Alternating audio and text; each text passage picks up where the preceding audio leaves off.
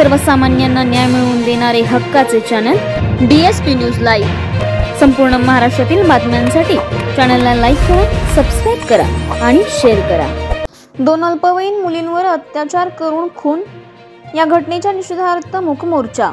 बातमी येत आहे भोर प्रतिनिधी शरद बोडके यांच्याकडून। पुण्यातील राजगुरुनगरमध्ये झालेल्या दोन अल्पवयीन मुलींच्या हत्येनंतर नातेवाईक संतप्त झाले आहेत।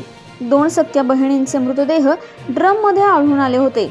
या चिमुकल्या मुलींच्या घराशेजारीच राहत असलेल्या एका 54 वर्षाच्या नराधमाने मुलींवर अत्याचार करून त्यांचा खून केल्याची धक्कादायक माहिती समोर आली आहे। न्याय द्या, न्याय द्या, पीडितांना न्याय द्या अशा घोषणा मोर्चामध्ये देण्यात आल्या।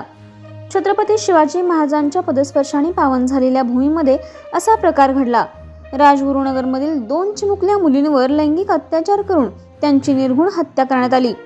त्या नराधमांना लवकरात लवकर फाशीची शिक्षा झाली पाहिजे आणि पीडित परिवाराला आणि त्या दोन चिमुकल्या मुलींना न्याय मिळालाच पाहिजे।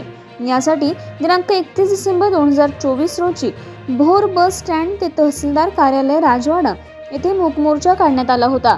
तरी भोर तालुक्यातील तमाम नागरिकांनी जास्तीत जास्त संख्येने मूक मोर्चामध्ये सहभागी होण्याचे आवाहन करण्यात आले। हा मोर्चा भोर एसटी स्टँड ते राजवाडा चौक तहसील ऑफिस या ठिकाणी काढण्यात आला होता।